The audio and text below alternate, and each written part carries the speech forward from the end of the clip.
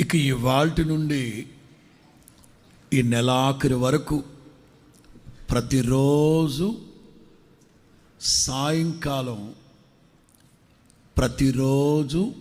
సాయంకాలం హోసన్న మందిరాలన్నింటా గుడారాల పండుగల నిమిత్తం ప్రత్యేకమైన ప్రార్థనలు జరుగుతాయి.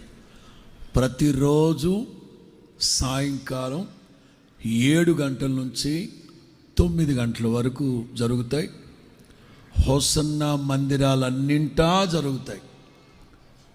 మందిరాలకి సమీపంగా ఉన్నవాళ్ళు ఖచ్చితంగా ఆయా మందిరాలకు వెళ్ళి గుడారాల పండుగల నిమిత్తం 49వ గుడారాల పండుగల నిమిత్తం ప్రార్థనలు జరుగుతాయి.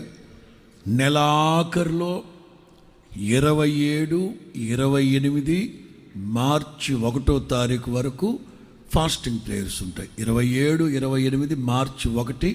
ఇదే విధంగా మార్చి 1వ తేదీన ఆదివారం వచ్చింది.